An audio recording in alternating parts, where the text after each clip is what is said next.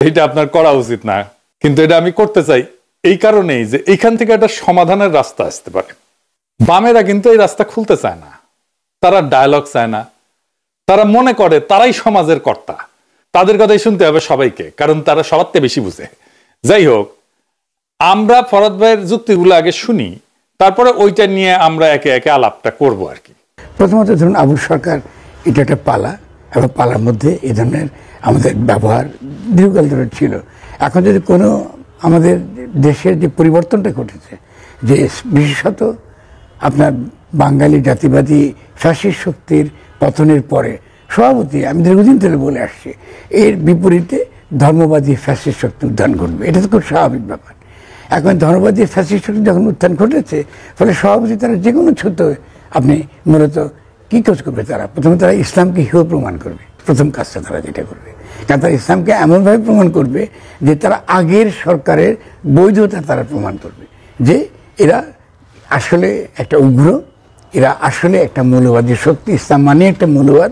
ফলে এই পরিস্থিতিতে তারা কিন্তু তৈরি করবে, তৈরি করার মধ্য দিয়ে তারা বাংলাদেশকে আঞ্চলিকভাবে এবং আন্তরিকভাবে একটা অত্যন্ত বিপদের দিকে আমাদের ঠেলে দেবে। আমি ইতিমধ্যে পিনাকি নিশ্চয় খেয়াল করেছে যে আমাদের বর্তমান সরকার কিন্তু যে আমাদের যে প্রত্যাশা, সেই প্রত্যাশা পূরণ করতে পারেননি। অনেকগুলো আপনার ইস্যু রয়েছে। শুনেছেন তো, ফরহাদ ভাই বলতেছেন হাসিনা পতনের পরে ধর্মবাদীদের উত্থান ঘটছে এবং এটা স্বাভাবিক। তারা যে কোনো সুতায় দুইটা কাজ করবে, প্রথমে তারা ইসলামকে হেয় প্রমাণ করবে, এমন ভাবে হেয় করবে যেন আগের সরকার যা যা বলতে ইসলাম সম্পর্কে সেটাই সত্য বলে মনে হবে, আর আঞ্চলিকভাবে এবং আন্তর্জাতিকভাবে আমাদেরকে বিপদের মুখে ঠেলে দেবে। এরপরের কথাটা শুনেন। তিনি ঠিক পুরো কথাটা এক্স্যাক্টলি যে ভাষা তিনি ব্যবহার করেন সেই ভাষাটাই তিনি বলেছেন, এবং তিনি নিঃসন্দেহে তিনি বুঝতে পেরেছেন এটা সঠিক হয়নি, এই ভাষা ব্যবহারটার মধ্যে ভুল ছিল। কিন্তু পালা কেন আমাদের বাংলাদেশে এর আগে কিন্তু এরকম ভাষা ব্যবহার করতেন পালা, কিন্তু এটা কিন্তু তিনি অভিনয় করছেন। মানে পিনাকির প্রথম তার ভুল যে তিনি অভিনয় আর একজন ব্যক্তির বক্তব্য, এই দুইয়ের মধ্যে তিনি পার্থক্য করতে পারলেন না, এটা খুব দুর্ভাগ্যজনক। কিন্তু তারপরে আমি মনে করি এটা সত্ত্বেও এই ধরনের ভাষা ব্যবহার করাটা ঠিক হয়নি, এবং এটা যদি সত্যিকার অর্থে আমাদের দেশের জনগণ আঘাত পেয়ে থাকে, তারা নিঃসন্দেহে আবুল সরকার এসে বলবে, আমি তার সঙ্গে দাঁড়িয়ে বলবো যে এটা অত্যন্ত অন্যায় কাজ হয়েছে, এরকম ভাষা ব্যবহার করা ঠিক নয়। শুনলেন তো, ফরহাদ ভাই নিজেই বলছেন আবুল হোসেন যে ভাষা ব্যবহার করেছে সেই ভাষা ব্যবহার করা উচিত হয় নাই। এরপরে আসেন, ফরহাদ ভাই বলছেন যে কিভাবে তাকে গ্রেপ্তার করা হয়েছে। কিন্তু আমি তখন সেই মুহূর্তে যখন তাকে আপনার গোয়েন্দারা ধরে নিয়ে যায়, তখন তাদেরকে বলা হয়েছিল আপনারা তাকে রক্ষা করা, নাগরিককে রক্ষা করা, সেখানেই তাকে পিটিয়ে মেরে ফেলা হবে। পিনাকি আপনি খেয়াল করেন, বাংলাদেশে যে কোনো নাগরিকদের আপনি তার এই ভুলের জন্য, আল্লাহ ক্ষমা করে ভুলের জন্য, তার জন্যে একটা শক্তি, একটা চরম উগ্রবাদী শক্তি যার সঙ্গে ইসলামী কোনো সম্পর্ক নেই, এরা তাকে পিটিয়ে মারতে গিয়েছে। ফলে গোয়েন্দারা তাকে সেখান থেকে যখন রক্ষা করে নিয়ে যাচ্ছিল, তখন আমাকে আবুল সরকার আমাকে ফোন করে অল্প সময়ের জন্য কথা বলতে পেরেছেন। আমি গোয়েন্দাদের বলেছি আপনারা ঠিক কাজ করেছেন, আপনি তাকে ধরে নিয়ে যাচ্ছেন এবং তাকে রক্ষা করবেন, এবং ইতিমধ্যে আমরা আবুল সরকারের সঙ্গে কথা বলবো। শুনছেন, উনি বলতেছেন যে তাকে পিটায় মারতে গেছিল একদল লোক, তাদের হাত থেকে উদ্ধার করছে গোয়েন্দারা, আর ফরহাদ ভাই মনে করতেছেন যে গোয়েন্দারা তাকে গ্রেপ্তার করে ভালো কাজ করছে, তাই না, তাতে তার জীবনটা রক্ষা পেয়েছে। তো ফরহাদ ভাই বলতেছে যে পুলিশ চাপে পড়ে মামলা দিচ্ছে। শুনেন, কিন্তু কথাটা খেয়াল করেন আপনি, তারা নিয়ে এসে ওই সে শক্তির চাপে পড়ে তারা তার বিরুদ্ধে মামলা দিয়েছে। আপনি যখন মামলা দিয়েছেন তারপরেও কিন্তু পিনাকি আমি কিন্তু চুপ ছিলাম, কারণ আপনার জানা উচিত ছিল আমি এখানে কি করছি, আমি তো একটা বিবেকহীন মানুষ নই। ফলে আমরা তার পক্ষে আমি কোনো মন্তব্য করিনি, কারণ আমি মনে করি প্রথমত প্রশাসন এটা ভুল করেছে।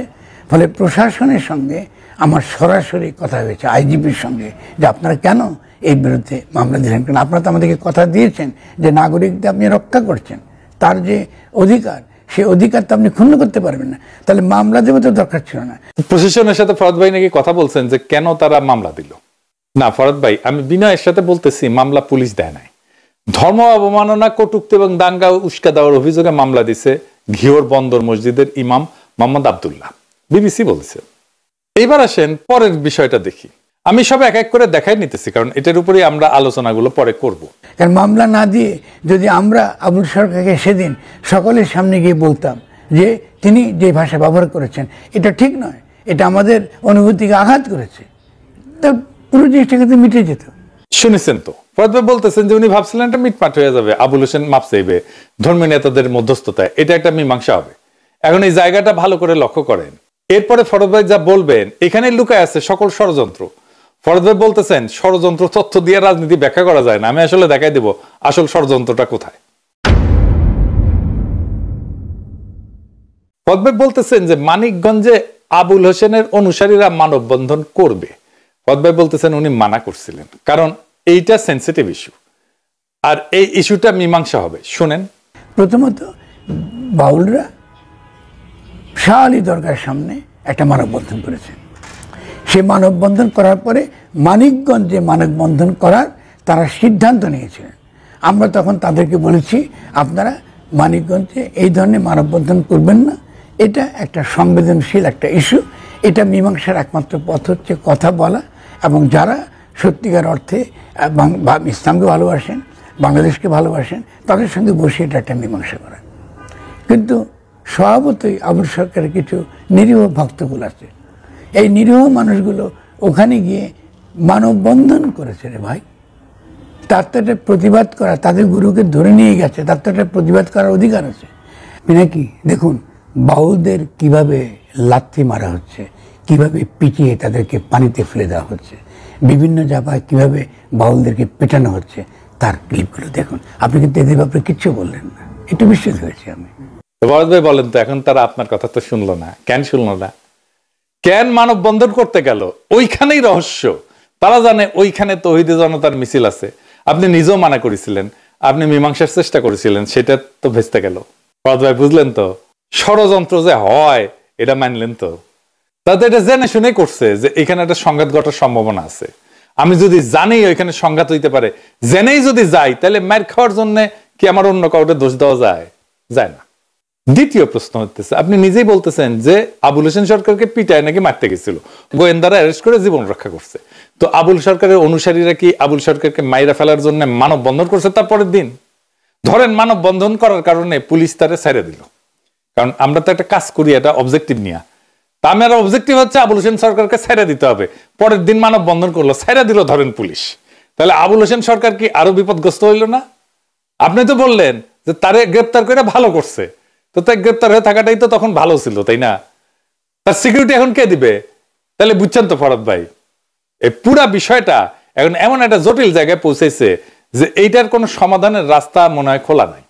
তারপরে আপনারা একের পর এক কর্মসূচি দিতেছেন, মানে আমি জানি না একের পর এক কেন কর্মসূচি দিতেছেন, দিয়ে কি অ্যাচিভ করতে চান, কারে কি বলতে চান আমি জানি না। সমাধান চাইতেছেন নাকি সংঘাত চাইতেছেন আপনারা, আমি ঠিক জানি না।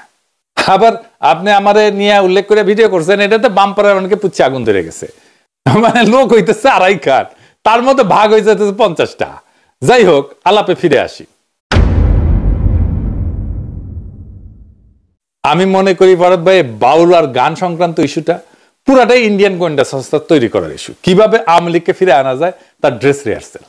আনসার লীগ দেখেছেন না, সংখ্যালঘু লীগ, নারী লীগ, পুলিশ লীগ, আর্মি লীগ, শিক্ষক লীগ, প্রশাসন লীগ, মাজার লীগ, এইসব মারা খাওয়ার পরে এখন গান লীগ আনিছে। প্রথম আনিছে গানের শিক্ষক নিয়ে, যে গেঞ্জামটা হয়েছে প্রাইমারি স্কুলে, সেটা নিয়ে। আমি চায়নাত গেছি, উঠি আমাকে জিগায় তোমরা নাকি গানের টিচার নেওয়ার বিরোধী। চায়না থেকে ফেরার পরে এখানে ফ্রেঞ্চ ইন্টেলিজেন্সের লোক যারা কয় যে তোমার সিকিউরিটি ইস্যু নিয়ে আমরা দেখাশোনা করি, আসলে কি করে কে জানে। যাই হোক, কিন্তু আসলে ওরা আসে বাংলাদেশ সম্পর্কে তথ্য নিয়মিত নেওয়ার জন্য, আমিও দেই, কোনো অসুবিধা নাই। তো আমার বাসাতে এসেছে, এসে জিগায় যে আচ্ছা তুমি নাকি স্কুলে গানের টিচারের বিরোধিতা করিছো। চিন্তা করেন কই গেছে, কই চলে আসছে কথা। তো আমি কই ঠিকই করেছি, আরো করব। কইলাম বাংলাদেশে প্রাইমারি স্কুল কয়টা আছে জানো? না জানি না। আমি বললাম 65,000 আছে। গানের টিচার কতজন নেওয়া হইতেছিল জানো? না জানি না। আমি বললাম 2,500। তো কইতেছে ক্লাস্টার ভিত্তিতে নেওয়া হইতেছে, মানে কয়েকটা স্কুল মিলে একটা গুচ্ছ ক্লাস্টার হইবি, সেই গুচ্ছের দায়িত্ব হইতেছে একটা টিচারের, বুঝছাও? তো 65,000 স্কুলে 2,500 টিচার দিলে এটা দিয়ে যদি কভার করতে হয়, তাহলে একজন টিচারকে কয়টা স্কুলে দায়িত্ব পালন করতে হবে? 26টা স্কুলে। এটা কি হারকিউলিস? এক টিচার 26টা স্কুলের দায়িত্ব নেবে? এই 65,000 স্কুলের মধ্যে অর্ধেকের বেশি স্কুলে হেডমাস্টার নাই, মানে ব্যানে করছি না, 34,106টা স্কুলে হেডমাস্টারই নাই। তো ওই হেডমাস্টার দিতে পারে না, আর গানের টিচার দিতেছে, মানে এটা মস্করার একটা সীমা পরিসীমা আছে, তো ফাইজলামের একটা সীমা পরিসীমা আছে। তো তার উপরে দেখেন, আমরা যখন ছোট ছিলাম তখন মৌলভী স্যার থাকতো না স্কুলে একজন, সে মৌলভী স্যারের পদ কিন্তু এখন নাই, হাসিনা খায়া দিছে। তারপরে হেফাজতের একাংশ কওমি জননী উপাধি দিছিল হাসিনারে। বাংলাদেশ মুসলমান প্রধান দেশ, আর সেই দেশে স্কুলে ইসলাম ধর্ম শিক্ষকের পদ খাইয়া দিয়া, প্রধান শিক্ষকের পদ পূরণ না কইরা এমন একটা বিষয়ের কয়েকজন টিচার নিয়োগের জন্য দেওয়া না হইলো, তাহলে তো সন্দেহ হবেই, হবে না? খুবই স্বাভাবিক ঘটনা এটা। গানকে একটা পলিটিক্যাল ইস্যু বানায় আওয়ামী লীগকে ফিরে আসার প্ল্যাটফর্ম বানায় দেওয়ার চেষ্টা করা হয়েছে। আমি প্রমাণ দিই এটা, ফরাদ ভাই, আপনার প্রোগ্রাম থেকে প্রমাণ দিই। এক আওয়ামীপন্থী বাউল আইসা বলতেছে জুলাই যোদ্ধারা পাকিস্তানি, আপনার শিষ্য সহকর্মী রোমেল তারে ধরছে। দেখেন, আপনি আওয়ামী লীগের দালাল, আপনি জুলাই যোদ্ধাদেরকে খুনি বলছেন কেন? পাকিস্তানি বলছেন কেন? আপনি এই এলাকায় থাকবেন, আমরা জিনিসের সলভ করতে চাচ্ছি, আপনি আওয়ামী লীগের দালাল হিসেবে আপনি এই জিনিসটাকে উস্কানি দিয়া, এটা আপনি মৌলবাদী, আপনি জঙ্গি, আপনি জুলাই যোদ্ধাদেরকে পুলিশ হত্যাকারী, জুলাই যোদ্ধাদেরকে পুলিশ হত্যাকারী বলছেন কেন? বলছেন আপনি, আপনি ভিডিও আছে সোশ্যাল মিডিয়ায়, আপনাকে যদি এলাকায় দেখি তারপরে কিন্তু ভিডিও আপনাকে আওয়ামী লীগের দালালি করে বাউলদেরকে বিপদে ফেলাচ্ছেন কিন্তু আপনি। আমরা এই যে সলভ করার সমাধান চেষ্টা করতেছি, আর আপনি সে বাউলদের মধ্যে আওয়ামী লীগের করাচ্ছেন, ইন্ডিয়ার ক্যাম্পেইন, শেখ হাসিনার ক্যাম্পেইন। আপনি আর কখনো আমাদের সমাবেশের আশেপাশে আসবেন না। আপনি যদি আসেন তাহলে মার খাবেন। কিন্তু আপনি কত বড় সাহস আপনার জুলাই যোদ্ধাদেরকে জঙ্গি বললেন? না, আপনি বলতেছেন সেকুলার ফ্যাসিজমের পরে ইসলামপন্থী ফ্যাসিজমের উত্থান হয়েছে, আগেও কইছেন, আমাকে নিয়ে করা ভিডিওতেও কইছেন আর কি, যে ওরা এসে দেখাবে যে ইসলাম কত খারাপ। এটা খুবই বিপজ্জনক একটা ফ্রেমিং করছেন ফরাদ ভাই। আপনি অন্য একটা জায়গায় বলছেন যে দেশে ধর্মের নামে নির্যাতন নিপীড়ন চলতেছে। আসলে কি তাই? বাংলাদেশ যে অস্থির সময় পার করতেছে সেটা দুইটা কারণ হইতেছে। বিএনপির বেপরোয়া নেতা কর্মীরা খুনাখুনিতে লিপ্ত হয়েছে, চাঁদাবাজিতে লিপ্ত হয়েছে, একে অপরকে মারতেছে, এমনকি রাজনৈতিক প্রতিপক্ষের উপরে ঝাঁপায় পড়তেছে, ঠিক কিনা বলেন? আর 2 নম্বর হইতেছে ইন্টারিম সরকার অপদার্থ। আপনার এই কথাটাই আবার প্রতিধ্বনি করছে আনু মোহাম্মদ, জানু মোহাম্মদ। এই যে শুনেন, এই ধর্মীয় ফ্যাসিবাদী গোষ্ঠীর আমরা উত্থান দেখতে পাচ্ছি বাংলাদেশে। এই যে না গোষ্ঠী বা এই ধর্মীয় ফ্যাসিবাদী গোষ্ঠী, এটা হচ্ছে বলা যায় যে গত গণ অভ্যুত্থানের পুরো উল্টো যাত্রা। আসলে বাংলাদেশের রাজনীতির ইতিহাসে 54 বছরে বিভিন্ন রাজনৈতিক দল এই ধর্মীয় গোষ্ঠীগুলিকে নানানভাবে ব্যবহার করার চেষ্টা করতে গিয়ে আজকের এই পরিস্থিতিটা তৈরি হয়। আপনি পানিতে ফেলার যে ভিডিও দেখাইছেন, চর থাপ্পড় মারছে কয়েকজনকে, চর থাপ্পড় দিলে যদি ফ্যাসিস্ট বলে ত্যাগায় দেন তাহলে তো মুশকিল ফরাদ ভাই। যারে পানিতে ফেলিছে তারে পানিতে কিন্তু ওরা ফেলেও নাই, ওই নিজেই পানির ঝেপে পড়িছে 2 হাজার চর থাপ্পড় খায়, তারপরে সাঁতার কেটে ওই পারে গেছে। আপনি তো মানা করছেন মানববন্ধন করতে, তারপরে জেদ কইটা করিছে। এতই হেদম তো বুঝে নাই যে মার খেতে পারে। পুলিশ কার্যকর হইলে ওইখানে 144 ধারা দিত, এটা দিলে এটা হইতো না। পুলিশে বলেন যে 144 ধারা কেন দিল না? আপনি এখন কইতে পারেন ওদের কি কথা বলার অধিকার নাই? ওরা কি কথা বলতে পারবে না? একটা মানববন্ধনও করতে পারবে না? ওরা তো শান্তিপূর্ণ কর্মসূচি করতেছিল। হ্যাঁ, তাহলে আপনি কেন নিষেধ করেছিলেন বলেন? আপনি তো নিষেধ করেছিলেন, তাই না? এটা করার জন্য নিষেধ করেছিলেন না, তাই আপনি কেন নিষেধ করেছিলেন? শোনান এডিটর সাহেব, ওই অংশটা আবার শোনান। শাহ আলী দরগার সামনে একটা মানববন্ধন করেছে। সে মানববন্ধন করার পরে মানিকগঞ্জে মানববন্ধন করার তারা সিদ্ধান্ত নিয়েছিলেন। আমরা তখন তাদেরকে বলেছি আপনারা মানিকগঞ্জে এই ধরনের মানববন্ধন করবেন না, এটা একটা সংবেদনশীল একটা ইস্যু। তার মানে আপনার মনে শঙ্কা ছিল তো যে কোনো রাজনৈতিক কর্মসূচিতে কোনো না কোনো মাত্রার ঝুঁকি থাকে। এই ঝুঁকি নিব নাকি নিব না সেটা সচেতন সিদ্ধান্ত। দেশের মানুষ ফুসতেছে আল্লাহ খোদার অপমানে, যার কথায় অপমান হয়েছে তার মুক্তির জন্য মানববন্ধন করতে গেছে, এটা তো উস্কানি দেওয়ার জন্য করছে, যেন পরে সেন্সেশন সৃষ্টি করতে পারে।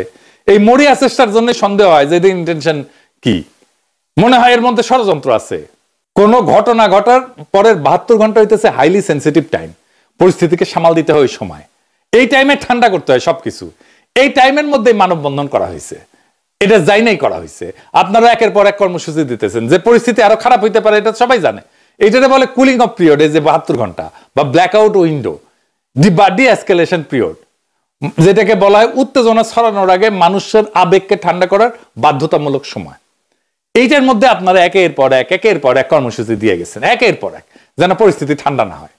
আমি যদি স্বরাষ্ট্রমন্ত্রী হইতাম, ওই বাউলদের সব কয়টারে যারা মানববন্ধন করতে গেছিল প্যাকেট করে জানতে চাইতাম যে তাদের ওইখানে মানববন্ধন করার জন্য উস্কাইছে কে পাঠাইছে, কে অর্গানাইজ করছে, সব বাইরে হয়ে যেত। আর আপনি যে এরকম ফ্যাসিস্ট করতেছেন, আপনি যে রাজনীতি করতেন ফরদ ভাই, আপনি মনে কিছু করেন না, আপনি যে রাজনীতি করতেন, সর্বরা পার্টির রাজনীতি করতেন, আপনার বন্ধু হুমায়ুন কবির মেরে ফেললো না, খুনাখুনি করছে না, আপনি কি ওদের ফ্যাসিস্ট বলেন জীবনে বলিছেন ওদের? আপনি ওই দল করতেন তো, মানে ওই দলের সদস্য ছিলেন কিনা জানি না, কিন্তু ওই দল তো করতেন, আপনারই বন্ধু ছিল তো হুমায়ুন কবির, তো মেরে ফেললো না, কতজনকে মারিছে না এই সর্বহারারা, ফ্যাসিস্ট বলছেন ওদেরকে। আর যে প্রতিবাদ সমাবেশে হামলা হইতেছে তারা কি আসলে ইসলামপন্থী আপনি জানেন? তার মধ্যে কারা আছে আমি দেখাইতেছি, এটা প্রমাণ দেখাইতেছি, দেখেন। এই যে জুলাই মঞ্চের আহ্বায়ক আরিফ রে নিয়ে আমার ক্ষুদ্র কথা মনোহর পাটোয়ারি লিখেছে, উঠি থেকে কইতেছি, এটা সাহেব আগে একটু মনোহর পাটোয়ারির পেজটা ভালো করে দেখান তো, কচু খিতিরা ওর পেজ মোবাইল সব খাইয়া দিছে, ওরে ফলো করেন, গুরুত্বপূর্ণ লেখালেখি পাবেন। ওই করছে মনোহর করছে যে আরিফ ডান ঘরানার ছাত্র দল ছিল, ও যখন ওইখানে ছিল আর কি, বাংলাদেশে ছিল, ও এখন প্যারিসে থাকে, তো 2013 সালের কথা কইতেছে, চাঁদপুরের ছেলে, ছাত্র দলের মিছিলে রেগুলার যাইতো নাকি, তো পরে ওই সময় যে ছেলেটা ঢাকা বিশ্ববিদ্যালয় কলা অনুষদের ছাত্রলীগের সহসভাপতি হয়ে গেছে, দেখেছেন? আবার 5ই আগস্টে আসিফ নজরুলের সাথে বঙ্গভবনে গুরুত্বপূর্ণ মিটিং এসে সমন্বয়ক হিসেবে উপস্থিত, তাকে নাকি পরিচয় করা দিয়েছিল জুনায়েদ সাকি। মানে আরিফ আসিফ নজরুল জুনায়েদ সাকিকে কনভিন্স কইরা 5ই আগস্ট মূল সমন্বয়কদের পাশ কাটায় টেলিভিশনের সামনে সমন্বয়ক হিসেবে হাজির হয়েছে আসিফ নজরুলের সামনে, দেখেন। হ্যাঁ, এই আরিফ হইতেছে জুলাই মঞ্চের আহ্বায়ক, এই জুলাই মঞ্চে হামলা করেছিল, কুই থেকে কুই, দেখেছেন ফরদ ভাই? কতগুলো খেলা খেলিচ্ছে এখানে, কতজন তো ষড়যন্ত্র তত্ত্ব দিয়ে যে আপনি আমারে করলেন যে এটা করা যাবি না, তো আর দেখলেন তো ষড়যন্ত্র জিনিসটা কি, কে কি করতেছে, সবকিছু ইসলামপন্থীর উপর চাপাই দিয়েন না। ওই মানববন্ধনের পরবর্তী ঘটনা নিয়ে যা হয়েছে তাতে এই বাউল সম্প্রদায় মহাবিপদে পড়ছে। আপনি বলতেছেন আবুল সরকার পালাগান করে, সে তো বাউল না, আপনি নিজেও ওরা বাউল বলে পরিচয় করাই দিতেছেন, দেখেন কি জানি বাউল কিনা।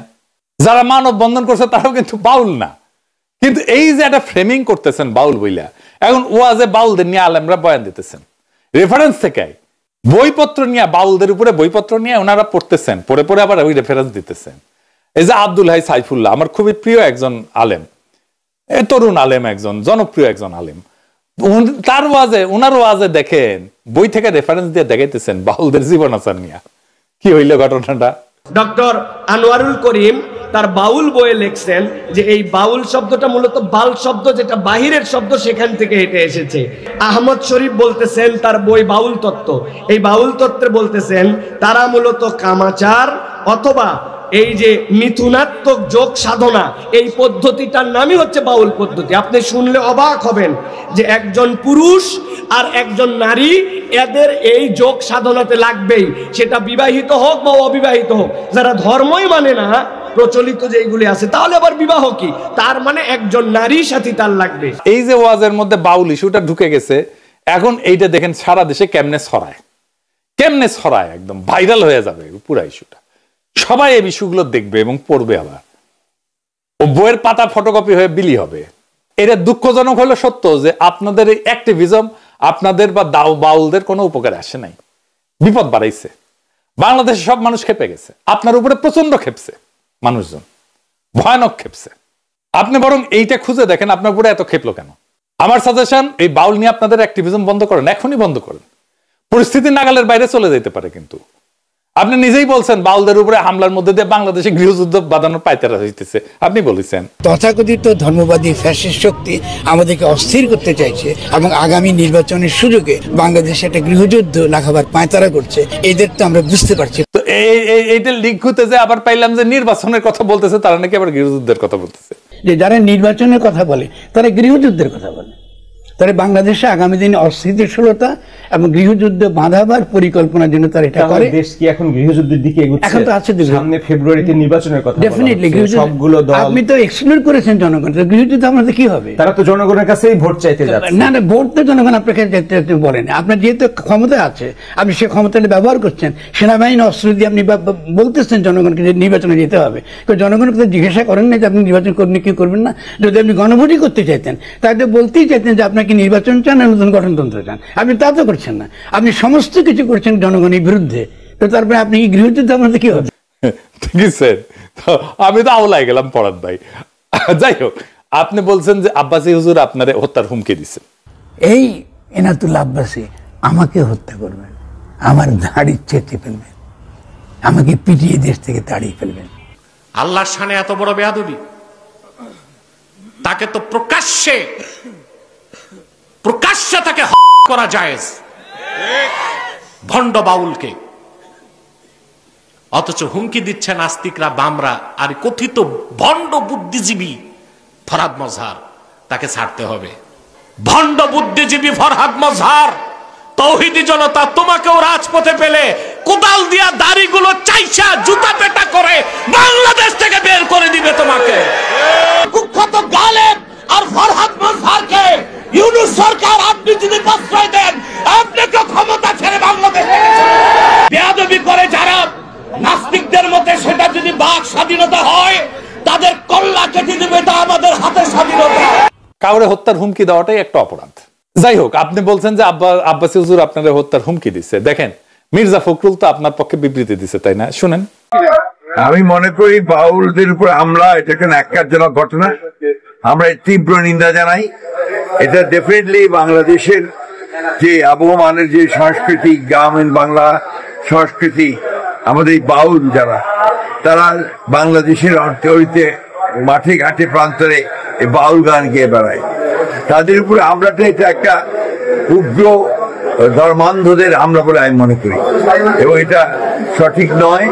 এই ধরনের হিংসা প্রতিহিংসা আপনার পথ বেছে নেওয়া কারোর জন্য শোভনীয় নয়।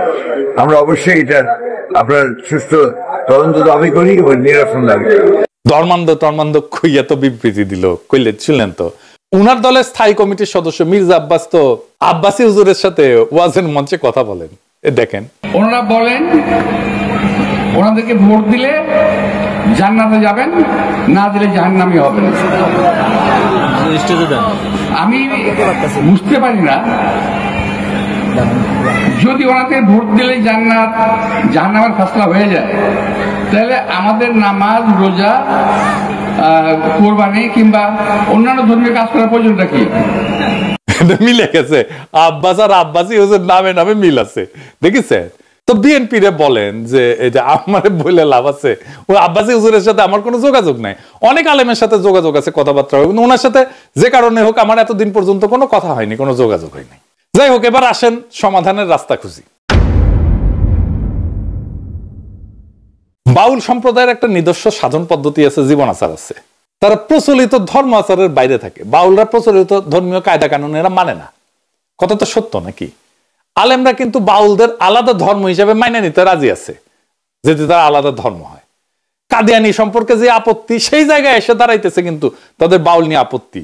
জানেন, এটা দাঁড়াইবে, এটা আপনারা যত অ্যাক্টিভিজম করবেন এটা এই জায়গায় এসে দাঁড়াবে।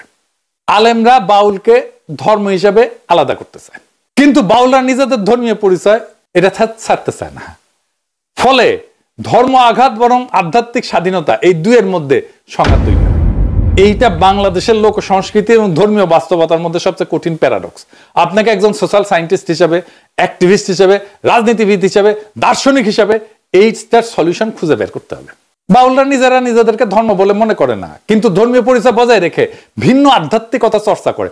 এইটা ইসলামিক চিন্তার কাছে সন্দেহজনক মনে হয়। এই সমস্যার বাস্তবসম্মত সমাধান কি? দেখেন, ব্যক্তির অপরাধ বরং ঐতিহ্যের দায়, এটা স্পষ্ট রাজনৈতিক লাইন আলাদা করতে হবে। এখানে ন্যারেটিভ লাইনটা কি হবে? যে আল্লাহকে গাল দেয় সে বাউল না, সে অপরাধী। অপরাধীর বিচার হবে, কিন্তু তার নামে আমরা বাংলার